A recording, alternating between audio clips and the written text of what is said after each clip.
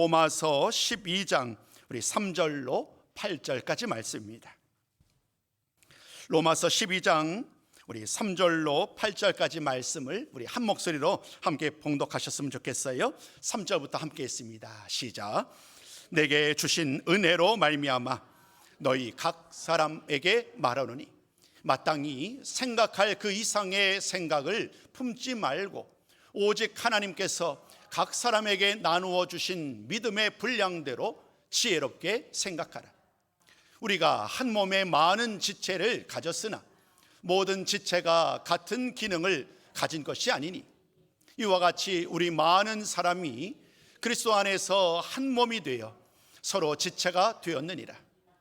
우리에게 주신 은혜대로 받은 은사가 각각 다르니 혹 예언이면 믿음의 분수대로, 혹 섬기는 일이면 섬기는 일로, 혹 가르치는 자면 가르치는 일로, 혹 위로하는 자면 위로하는 일로, 구제하는 자는 성실함으로, 다스리는 자는 부지런함으로, 긍휼을 베푸는 자는 즐거움으로 할 것이니라. 아멘. 할렐루야. 반갑습니다. 오늘도 귀한 은혜의 자리에 나오신 여러분들을 환영하고 축복합니다. 우리 서로 동일한 마음을 가지고 옆에 분들 향해서 이렇게 인사 나눴으면 좋겠습니다. 주님의 이름으로 환영합니다. 우리 함께 축복합니다. 주님의 이름으로 사랑합니다. 우리 한 번 더요. 주님의 이름으로 축복합니다. 무더위가 심한 때니까 우리 한 가지 더 이렇게 인사 나눌까요? 우리 무더위를 잘 지내기를 원합니다라고 서로 인사 나누셨으면 좋겠습니다. 무더위를 건강하게 잘 지내셨으면 좋겠어요. 최근 들어서 제가 말씀을 준비하는 가장 출발점은 이것이었어요. 신앙의 기본기. 신앙의 기본기를 세우는 일. 사실 어떻게 보면 이 기본기라는 것은 우리에게 너무나도 쉽게 잊을 수 있는 그런 일들이죠. 건물을 예로 들자면 그 건물이 든든하게 세워지려면 무엇보다도 토대가 튼실해야 되죠. 깊게 땅을 파야 돼요. 깊게 땅을 파고 또 그에 마땅하게 재료를 아낌없이 부어야 되죠. 철골 여러 가지 많은 기초를 든든히 세워야만 그 건물이 든든히 세워질 수 있어요. 교회를 향한, 우리들을 향한, 우리 성도들을 향한 우리 모든 삶의 기준에서 이 기본기를 세우는 일은 결코 빼놓을 수 없어요. 때로는 그것이 참으로 힘든 일이에요. 또 쉽게 눈에 보이지도 않아요. 그러나 정작 어려움을 당했을 때에, 위기를 닥쳤을 때에 큰 바람이 불고 태풍이 몰아치면 과연 그 건물이 기초를 든든히 세웠는지 아닌지 그 결과가 드러나기 마련이지요.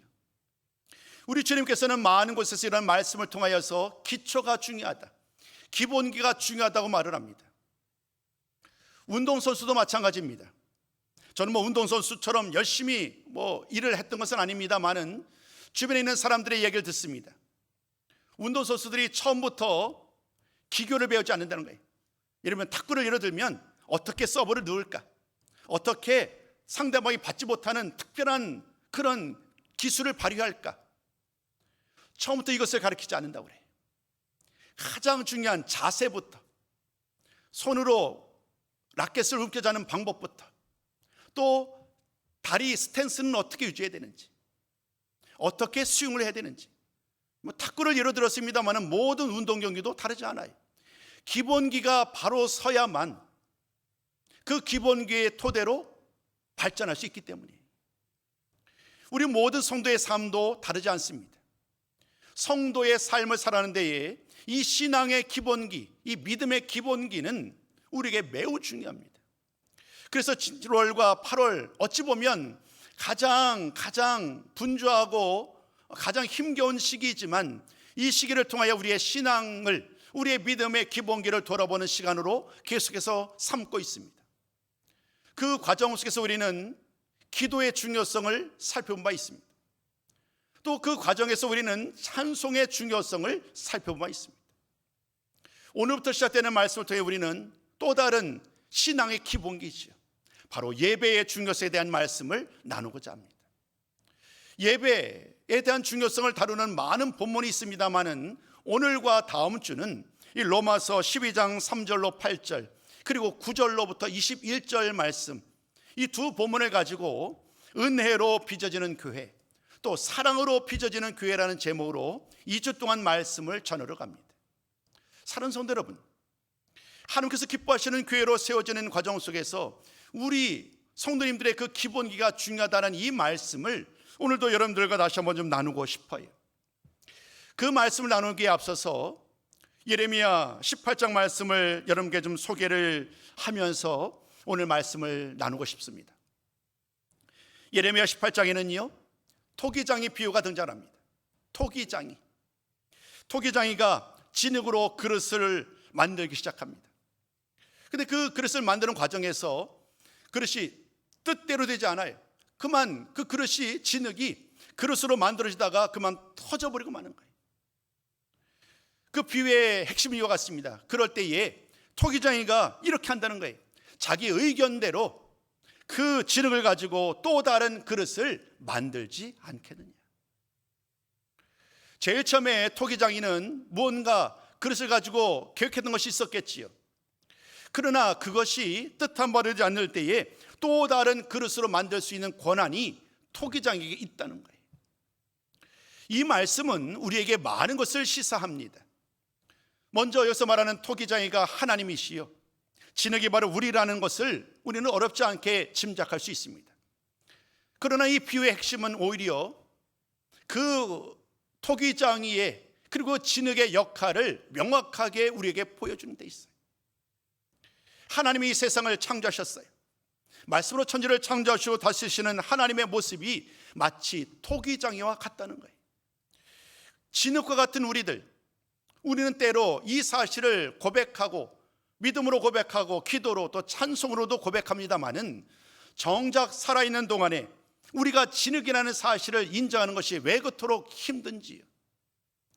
우리는 토기장이의 손에 들려진 진흙임을, 그래서 우리는 토기장이가 나로 하여금 우리를 사용하여서 그 토기장이 되시는 하나님께서 우리를 아름답게 빚어가도록 나를 내어 드려야 되는데, 고집하지 않아야 되는데 왜 그토록 이 말씀이 우리 삶 속에 녹아드는 것이 왜 이렇게 힘이 든지. 교회를 세워감에 있어서, 우리의 신앙, 우리의 기본기를 세워감에 있어서 어찌 보면 가장 중요한 첫 출발점은 우리가 하나님 앞에 얼마나 연약한 존재인지를 인정하는 것으로부터 시작되어야 하지 않을까요?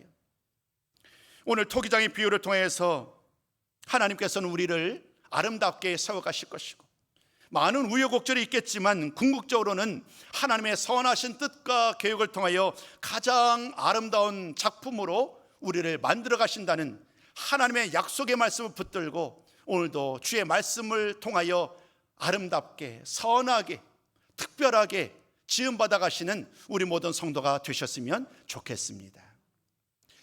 이러한 이야기를 사도 바울도 알고 있었어요.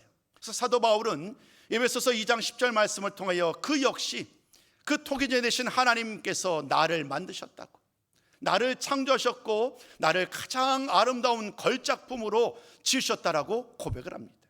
우리 한번 그 말씀을 함께 나누기 원합니다. 에베소서 2장 10절입니다. 시작. 우리는 그가 만드신 바라.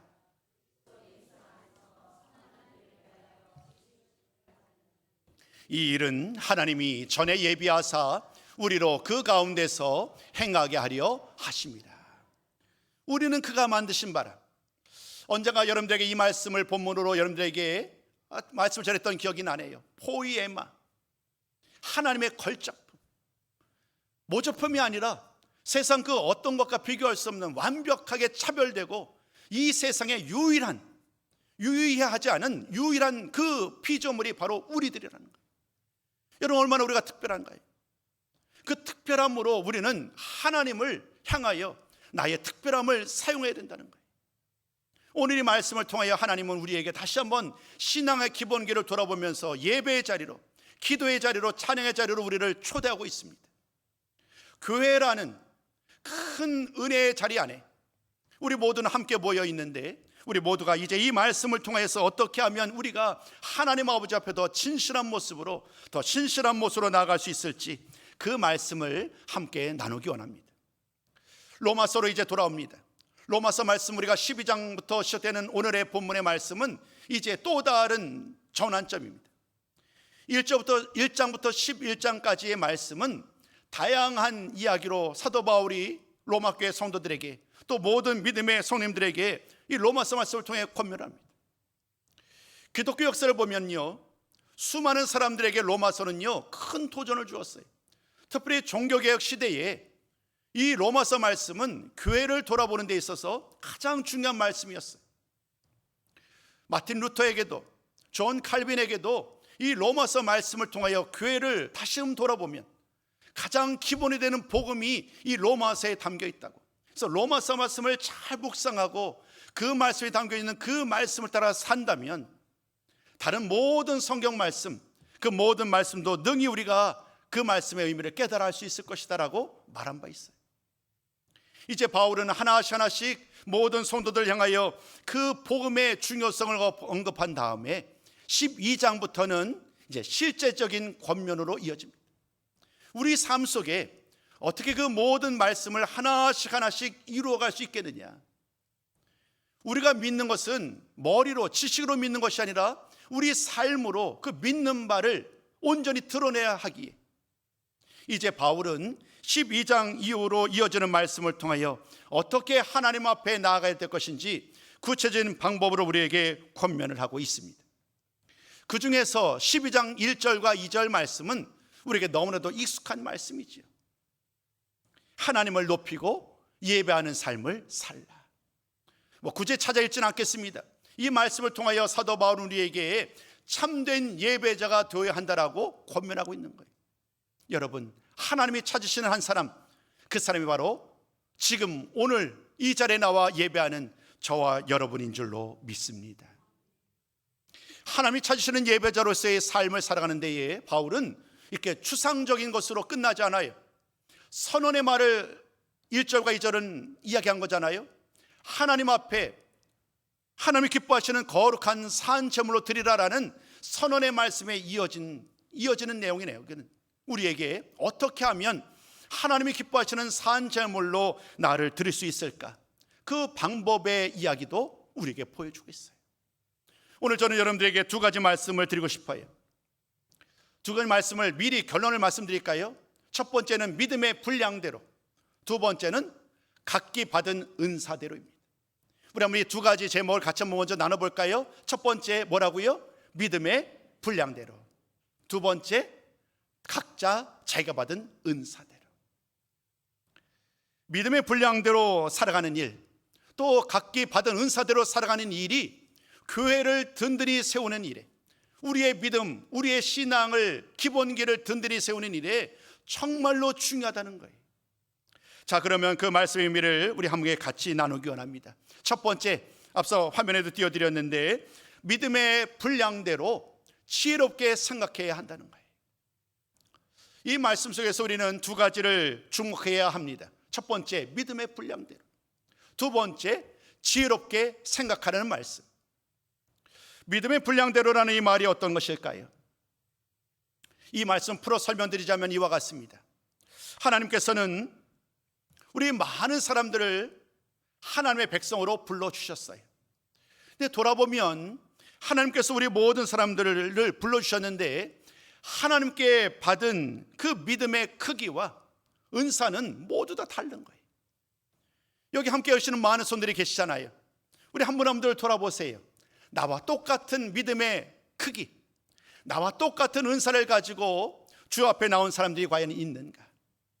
오늘 제가 에베소서 2장 10절 말씀을 통하여서 이렇게 말씀드렸어요. 하나님의 걸작품이다. 이 걸작품의 특징은 아름답다라는 의미도 있지만 또 다른 두 번째 의미는 뭐냐면 유일하다는 거예요.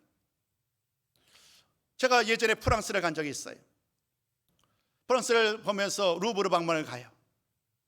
유독 많은 사람들이 한 곳에 모여서 뚫어지게 한 장면을 바라보는 그런 시선이 있었어요. 그게 바로 뭐냐면 모나리자예요. 모나리자를 바라보는 거예요. 모나리자, 한 여인의 그 미소에 대한 그림이지요. 이 모나리자가 특별한 이유는 사실 어찌 보면 정말로 멋지게 아름답다라기보다는 이 모나리자의 그림은 유일해요. 세상 어느 에도 모작품이 있지만 그러나 따라갈 수가 없지요. 하나님의 걸작품이라는 말의 의미는 이토록 특별하다는 말씀 속에서 그 의미가 담겨져 있는데, 하나님이 우리 모든 사람들을 하나님의 자녀로 불러주셨는데 놀랍게도 믿음의 크기와 또 주신 은사가 모두 다 다르다는 거예요. 이 말씀을 토대로 하나님 우리에게 무슨 말씀을 주느냐 하면 사람의 능력 그리고 그 사람들이 한계가 분명하다는 거예요. 우리 모두가 주어진 그 분량 한계가 너무나도 명확하니까 너무 앞서지도 말고 그렇다고 해서 뒤처지도 말고 믿음의 분량대로 또 믿음으로 우리가 허락된 믿음의 기준을 따라서 나에게 주어진 일들을 충성히 감당하는 것, 이것이 바로 믿음의 분량대로의 의미입니다. 교회 안에는 주님께서 성경 말씀에도 많은 비유가 나오죠. 사도 바울도 이런 비유의 말을 전하잖아요. 집 안에는요 다양한 그릇이 있는 거예요. 귀 쓰는 그릇이 있고 그렇지 않은 그릇이 있어요. 금으로 만든 그릇도 있고 노스로 만든 그릇도 있고 나무로 만든 그릇도 있어요. 또 다양한 모습으로 그 그릇의 크기도 다릅니다. 그러나 그 각각의 그릇이 필요할 때마다 필요한 곳에서 사용되는 것처럼 오늘 하나님께서 교회를 아름답게 세워가는 과정 속에서 믿음의 분량대로 지혜롭게 생각하는 것이 중요하다는 이 말씀의 의미는 우리가 서로 다르다는 사실들을 인정하시라는 거예요. 서로가 다르고 그 다름을 따라서 우리 하나님께서 우리 각자에게 다양한 믿음의 분량을 따라 우리로 하여금 교회를 섬기는 은혜의 자리로 우리를 인도하여 가시는 줄로 믿습니다. 교회를 한번 예를 들어 볼게요. 교회에 대한 이야기를 제가 시리즈로 전했던 기억이 납니다. 그때 기억을 되살려 보면 오늘 이와 같은 말씀으로 정의할 수 있겠지요. 교회는 예수 그리스도를 머리로 하는 성도들의 모임이다. 교회는 그리스도의 몸이다. 그리고 그리스도의 몸된 우리 교회는 다양한 지체로 구성되어 있다. 그 지체들은 서로들 다양한 기능을 가지고 한 몸으로서의 역할을 감당하고 있다. 이것이 우리 교회를 바라보는 그러한 이야기입니다. 관계성으로 이 교회를 설명해 보시자고요. 관계성으로 보자면 예수님이 우리의 주인이세요. 예수님이 우리 삶의 주인 되신단 말이에요. 교회로서 살아가는 우리 모든 성도들이 해야 될 가장 중요한 일들은 예수님을 나의 주인으로 모시는 일, 이것이 첫 번째예요. 예수님을 나의 주인으로 모시는 과정 속에서 우리는 이제 한 지체요 한 몸 된 한 분 한 분들 그 사람들을 돌아봅니다.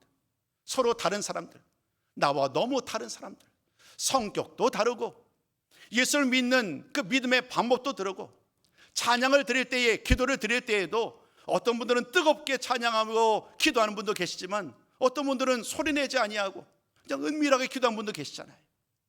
너무나도 다양한 사람들이 함께하고 있어요. 근데 바울은 이런 모든 과정 속에서 이제 이 한 몸이 되어서 우리가 어떻게 살아가야 하는지에 대한 말씀을 이 믿음의 분량대로 지혜롭게 생각하면서 우리에게 주는 일들을 감당할 때에 우리 교회가 아름답게 세워질 수 있다라고 말씀하는 거예요. 자, 말씀을 통하여 그 실제를 나누고 싶습니다. 고린도전서 12장 26절입니다. 자, 우리 한번 이 말씀 같이 한번 나누기 원합니다. 고린도전서 12장 26절입니다. 시작. 만일 한 지체가 고통을 받으면 모든 지체가 함께 고통을 받고 한 지체가 영광을 얻으면 모든 지체가 함께 즐거워하느니라. 한 몸이 된다는 것, 뭔가 이렇게 체계적으로 신학적으로 언급하는 많은 방법도 되겠지만 그냥 이 말씀 다시 띄워주세요. 이 말씀처럼 강력한 말이 없는 것 같아요. 여러분, 하나 된다는 것이 무언가요? 이 말씀을 가지고 얘기한다면 한 지체가 어려움 당하고 있어요. 한 지체가 참으로 힘겹게 하루하루를 지내고 있어요.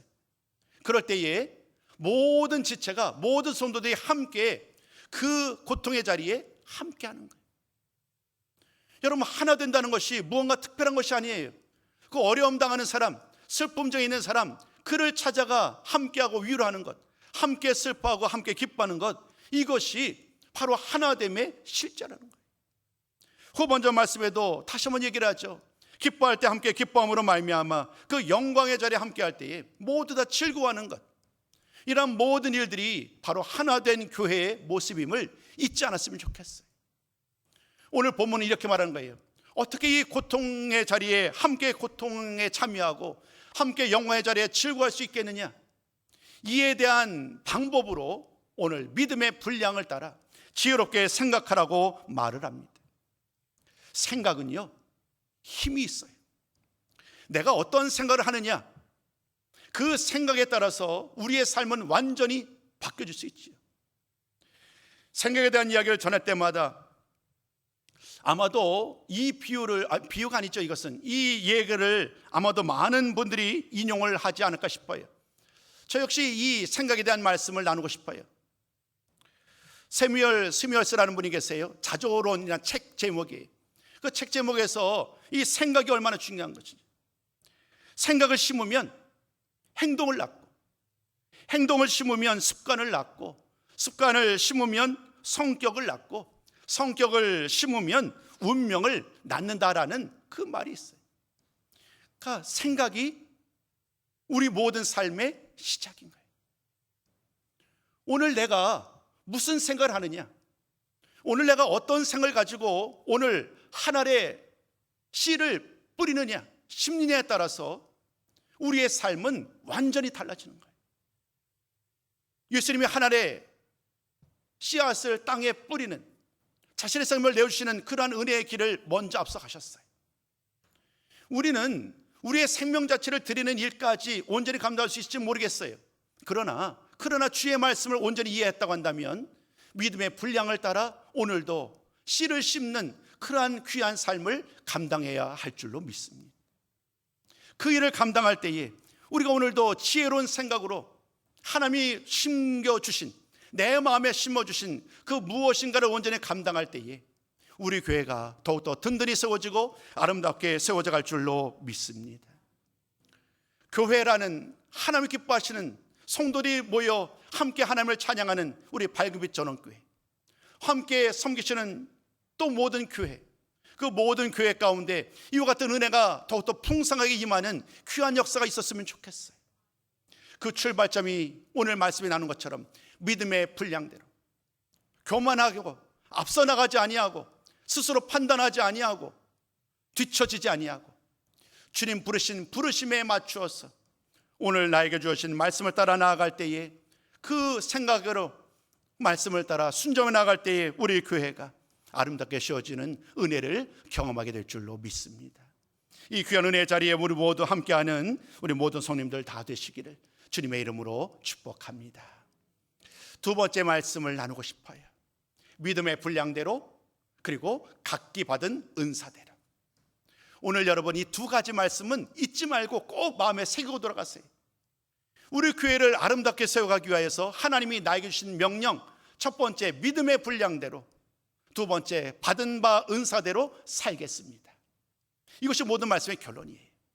이제 두 번째 말씀을 좀 더 자세하게 나누고 싶습니다. 오늘 이어지는 4절부터 8절까지 말씀이 되겠네요. 4절부터 8절까지 말씀을 통하여 바울은 그리스도인의 우리들을 인간의 우리 몸에 비유를 하지요. 지체로 비유를 합니다. 오늘 5절 말씀은 이렇게 말을 합니다. 이와 같이 우리 많은 사람이 그리스도 안에서 한 몸이 되어 서로 지체가 되었느니라. 서로가 한 몸이 되어 지체가 되어서 서로 연합하고 아름답게 세워가고 있다는 거예요. 근데 바울은 오늘 이 말씀을 통하여 한 몸이 되어 서로 세워져가는 이 과정 속에서 우리에게 주신 은사가 중요하다고 말을 합니다. 성령께서 주신 은사, 그 은사가 교회를 세워감에 있어서 매우 중요하다라고 바울은 강조합니다. 오늘은 지금 시간이 가더라도 오늘 바울은 4절부터 8절까지 말씀을 통하여 7가지 은사를 얘기를 합니다. 이 7가지 은사에 대한 의미를 여러분과 좀 나누고 싶어요. 그 의미를 짤막하게 설명드리면서 은사를 따라 산다는 것이 이런 것이구나, 다시 한번 그 의미를 함께 깨닫는 시간 되었으면 좋겠고요. 이제부터 첫 번째부터 7번째까지 그 은사들을 화면에 띄워드릴 거예요. 그럼 우리 같이 한번 그 은사를 같이 나누고 제가 설명드리도록 하겠습니다. 첫 번째 우리 한번 같이 한번 읽어봅니다. 시작.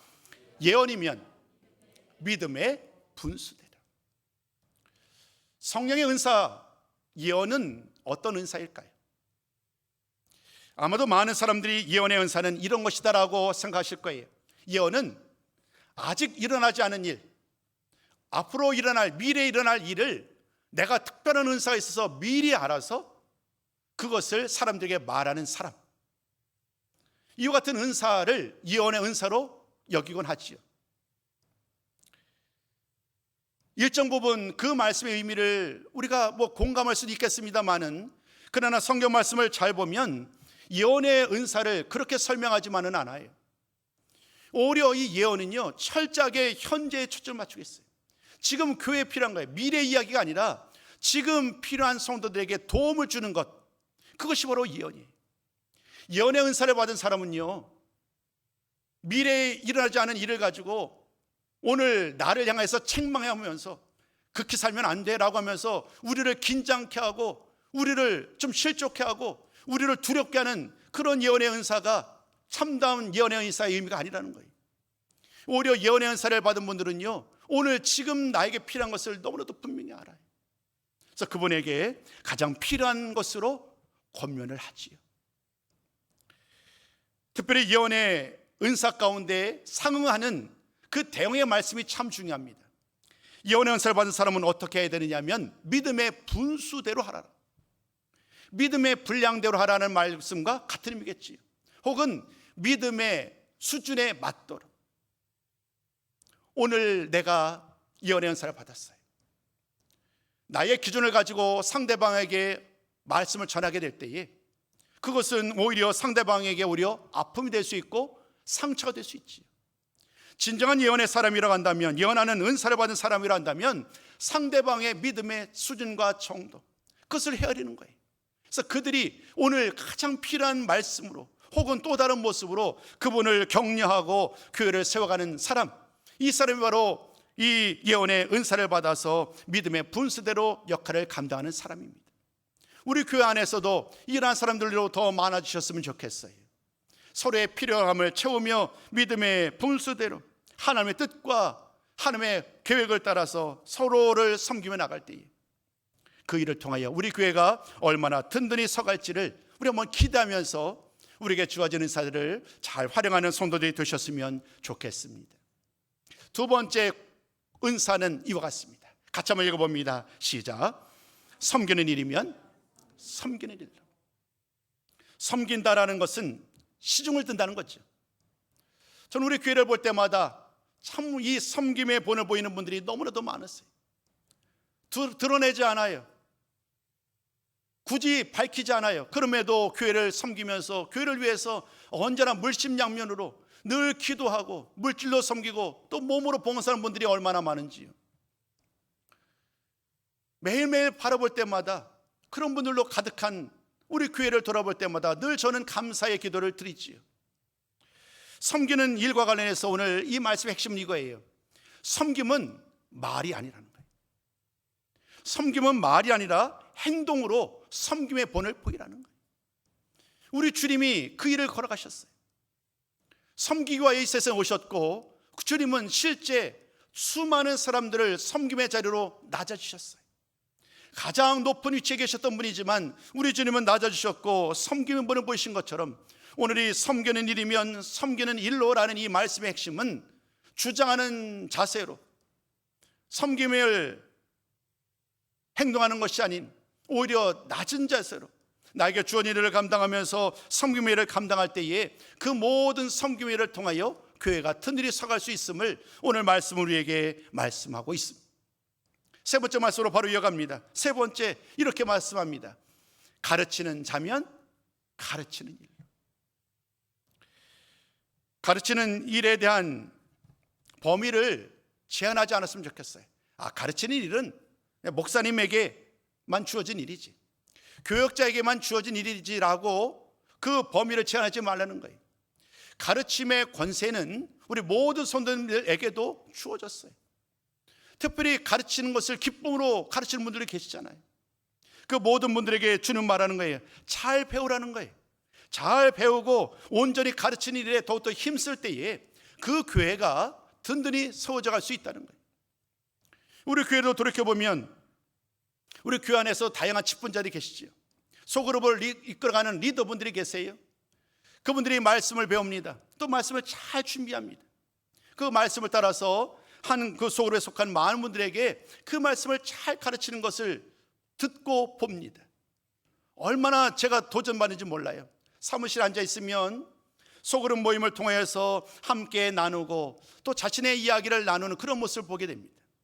그 모든 과정을 통하여서 가르치는 자나 또 가르침을 받는 자나 모두가 주님 안에서 서로 이야기를 나누면서 함께 호흡하고 함께 섬기는 그런 이야기를, 그런 모습을 보게 됩니다.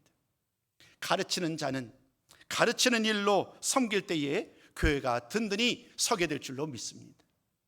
네 번째는 어떨까요? 네 번째는 이와 같습니다. 같이 한번 이 말씀 읽어봅니다. 시작. 위로하는 자면 위로의 일로. 많은 은사들이 있어요. 하나님께서 성령을 통하여 많은 은사를 부어주세요. 근데 저는 이 위로의 은사가 가장 커 보여요. 저는 좀 단정적이에요. 좀 급해요. 그래서 뭔가 그냥 순차적으로 계획적으로 다다닥 맞아야 돼요. 톱니바퀴처럼 모든 것이 맞춰 움직여줘야 되는데 그게 안 되면 나도 모르게 막 그냥 흥분을 하게 되는 거죠. 그러면서 나도 모르게 말도 빨라지고 좀 책망의 말, 우리 가족에게는 좀 좋지 않은 말이 나가게 됩니다. 위로가 좀 다른 분들을 이렇게 위로하고 좀 이렇게 좀 뭐랄까요, 함께하는 그런 일이 저에게는 좀 많이 부족한 것 같아요. 그래서 그런가 이 위로의 은사가 참 귀해요. 여러분, 위로의 은사, 어려움 당하는 사람들, 힘겨운 많은 사람들에게 따뜻한 말 한마디, 그 말 한마디를 향해서 정말 기쁨으로 나갈 수 있도록 이런 놀라운 일을 행하는 분들이 얼마나 많은가요? 여러분, 늘상 이런 일을 할 때마다 인용하는 말이 있잖아요. 칭찬은 고래도 춤추게 한다. 우리 교회 모든 성도들, 위로의 은사를 받은 사랑하는 성도 여러분, 우리 대의 말 한마디를 통하여 어려움 당하는 많은 사람들이 힘을 얻고 다시 주님 앞에 은혜로 나아가는 이런 귀한 은사를 더 많이, 더 자주 사용하시는 우리 모든 성도가 되셨으면 좋겠어요. 좀 빨리 진행해야 되겠네요. 다섯 번째는 이와 같습니다. 함께 읽어봐요. 시작. 구제하는 자는 성실함. 이 짝을 이루는 것이 매우 중요합니다. 구제를 하는 것, 다른 사람을 돕는 것이지요. 다른 사람을 돕는데 구제할 때에 어떻게 해야 되냐라고 말하느냐 하면 사도 바울은 이렇게 말합니다. 성실함으로 해라. 누구에게 보여주기 위해서 그냥 한 번 딱 구제하고, 예를 들면 선거철이 되어서 뭔가 표를 얻기 위해서 구제하는 그런 정치인의 모습이 아닌, 그냥 매일매일 누가 뭐라고 하든 보이지 않아도 언제나 주어진 일을 감당하는 그 모습이 바로 이 성실함의 의미에 담겨져 있지. 누가 알아주지 않는다고 할지라도 순수한 마음을 가지고 이 성실함으로 구제하는 이 모습이야말로 우리 교회를 든든히 세워가는 그 방편임을 잊지 않으셨으면 좋겠습니다. 여섯 번째는 이와 같습니다. 우리 한번 여섯 번째 말씀도 같이 한번 나눠봐요. 시작. 다스리는 자는 부지런함으로. 성경을 보면 다스리는 자는 직분자, 장로와 집사를 의미하죠. 교회 안에는 장로와 집사, 가르치는 자, 다스리는 자로서의 역할을 부여했습니다. 이들 모두가 주어진 그 직분을 잘 감당할 때에 열성으로 부지런함으로 성도들을 세워가고 교회를 위해서 일해야 된다는 거예요. 우리 교회 안에도 다양한 직분자들이 계시지요. 장로님들, 또 목사님, 또 전도사님, 또 권사님과 집사님에 이르기까지 다양한 직분자들이 계신데, 우리에게 주어진 것, 맡은 자에게 구할 것이 충성이라는 이 말씀으로 이 부지런함의 의미를 대신하고자 합니다. 마지막 일곱째입니다. 일곱 번째는 이와 같습니다. 마지막도 함께 나눠봅니다. 자, 시작. 긍휼을 베푸는 자는 즐거움으로. 긍휼을 베푸는 자는 즐거움으로. 이 말씀도 이 짝이 매우 중요한 의미를 담아내고 있지요. 긍휼을 베푼다는 것, 다른 사람들의 아픔과 다른 사람들의 필요를 채워가는 일, 섬김의 의미도 같이 의미를 하겠지요. 그 일을 감당할 때에 오늘 내 모습이 어떠느냐라는 거예요. 누군가의 보여주는 모습으로 금식을 할 때에 혹은 긍휼을 베풀 때에 다른 사람들로부터 내가 좀 이렇게 인정받고자 보여주고자 하는 그런 마음을 가지고 그 일을 감당하고 있지는 않느냐 지금 묻고 있는 거예요. 그러면서 이렇게 말을 하죠. 즐거움으로 긍휼을 베풀어야 한다. 이 말은 그 긍휼을 베푸는 그 목적 자체가 그냥 즐거움이어야 된다는 거예요. 그래서 언제나 그 일을 감당할 때에 그냥 내 몸은 힘든데 내 얼굴로 삶으로는 늘 즐거움이 기쁨이 넘쳐나는 거예요. 우리를 돌아보셔야 됩니다. 교회의 섬김과 봉사를 할 때에 또 긍휼을 베풀 때에 또 가르치는 일을 감당할 때에 수많은 은사를 감당할 때에 과연 나는 얼마나 즐거움으로 얼마나 부지런하게 얼마나 성실함으로 또 섬김의 자세로 이 귀한 사역을 감당하고 있는가. 오늘 하나님은 이 은사를 우리에게 다양한 은사를 주셨을 뿐만 아니라 그 은사를 감당할 때에 우리가 어떤 마음 자세로 어떤 모습으로 이 일을 감당해야 하는지를 묻고 계시는 거예요. 은사는 하나님이 주신 선물입니다. 은사는 교회를 든든히 세워가라고 교회를 아름답게 은혜 안에 빚어가라고 하나님이 우리에게 주신 선물이에요. 야고보서 1장 17절을 통하여 그 말씀의 의미를 좀 나누고 싶어요. 같이 한번 읽어봅니다. 야고보서 1장 17절 시작. 온갖 좋은 은사와 온전한 선물이 다 위로부터 빛들의 아버지께로부터 내려오나니. 이제 모든 말씀을 마무리하려고 합니다. 처음부터 계속해서 저는 일관되게 두 가지 말씀을 강조드렸어요. 하나님의 은혜로 아름답게 세워지는 교회, 혹은 하나님께서 기뻐 받으시는 교회를 세워가는 과정 속에서 하나님이 우리에게 주신 명령이 있다. 우리가 힘쓸 일이 있다. 그 첫 번째가 믿음의 분량대로 우리에게 주는 일을 감당하는 것이고, 두 번째 각기 받은 은사를 가지고 주는 일들을 감당하는 것이다. 교회를 세워가는 일은, 교회를 아름답게 빚어가는 일은 아직 끝나지 않았어요. 현재 진행형입니다. 받은 바 은혜를 가지고, 은사를 가지고 우리가 어떻게 감당하느냐에 따라서 그 결과는 너무 다르겠지요. 이제 오늘 모든 말씀은 에베소서 2장 20절로 22절까지 말씀을 나누는 것으로 마무리하려고자 합니다. 우리 한번 화면을 통하여 이 말씀을 함께 읽으시고 우리 결론의 말씀을 대신하고자 합니다. 같이 읽습니다. 시작. 너희는 사도들과 선자들의 터 위에 세우심을 입은 자라. 그리스도 예수께서 친히 모퉁이 돌이 되셨느니라.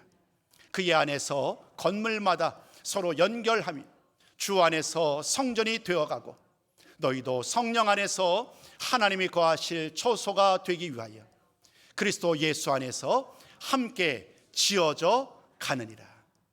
예수 안에서 함께 지어져 가느니라.